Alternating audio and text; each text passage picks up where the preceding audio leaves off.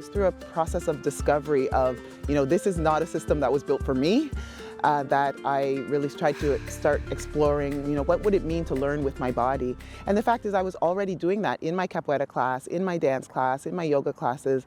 I was already taking information from the teacher, integrating it with the way that my body moves. I don't do it exactly the way that they do it. And, there's that space for self-expression and creativity, but also there's this understanding that the way that I integrate the information is part of my learning. Sometimes in a yoga class, I'm thinking about the reading that I did earlier that day.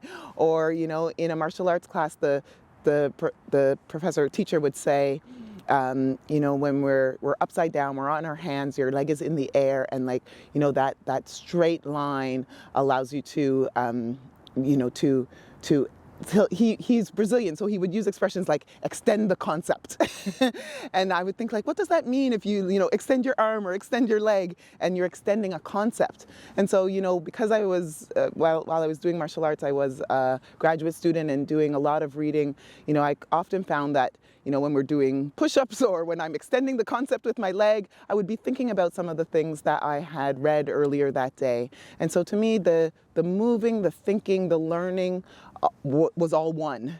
And, in our traditional education system, it seems that you're expected to do those things separately. You come here to learn and then you go move afterwards. And so I really started to get passionate about exploring that idea conceptually, intellectually, and through my research in terms of, what does it mean to move and learn and think, reflect and do.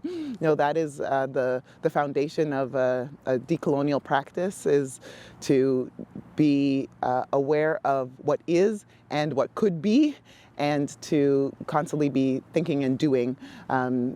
We're not going to change our world just by thinking, and the doing has to be grounded in some kind of theory. So those are the kinds of ideas that I explore around embodied learning. In fact, it's so restrictive for so many people. Probably the majority of people don't learn better that way. And yet our entire systems, are designed for that. And it's really designed with colonial capitalist efficiency. I haven't been able to subvert this is the place where you teach, except for in the last year where we've gone online. It does in some ways open up some more freedom to invite students to move if they are able, to get out of their chairs, to stretch. I often break up my class with either movement breaks or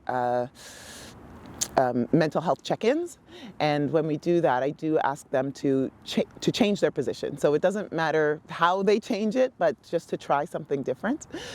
In a workshop that I'm running for the second time this November, in just a few weeks, where it's called the Exploring Differences workshop or conference, and what we're doing is thinking about multiculturalism and decolonial thinking and difference. And I've introduced a movement session into that workshop. And so most of the sessions are sitting and talking, but in the session that I'm running, we're just going to move. And so it's going to be an opportunity to explore difference through, we'll still be online and looking through the screen, but to watch other people's body movements, to try and mirror them, to think about, the ways that they do their movements. When you are mirroring, are you actually replicating them, or are you introducing your own, and who's the leader, who's the follower? So getting people to explore those kinds of ideas that I'm sure dancers are exploring all of the time, but we don't really get a chance, especially as adults, and if you're not actively pursuing those kinds of opportunities, we don't really get a chance to think with our bodies and think with reflecting what the movements that someone else is doing. For me, when I have felt that those feelings of exhaustion or like the endorphin rush after a run, those are the moments where it just feels like a whole body sensation. Like I've often tried to reflect, like where is this for me? And it's everywhere. It's, down to my fingertips. And I think that opportunity to to just be in the body is rare because we're so busy rushing through life. And so one of the things that I love about a movement practice is that it gives you a chance to slow down and a chance to just be, and that is rare. I have 2 young children, and witnessing them and the ways that they are in the world is really refreshing and a good reminder that we need to do more of that as opposed to work that out of them. My daughter has really big hair, and she would be like, rummaging in the leaves, and part of me is like, oh my gosh, like all of the things in your hair, but that's freedom, and I wish I could do that more, but I'm trying to train myself to just be. And part of it for me is the getting dirty, like that play. When I think about that as like a broad concept, there's many different ways, and certainly in the kinesiology faculty there are a lot of people who are focusing on sport specifically, or even like leisure more broadly. But I think when I think about play, I do specifically think about getting dirty. Like, what are you doing on the floor? What kind of dirt are you in?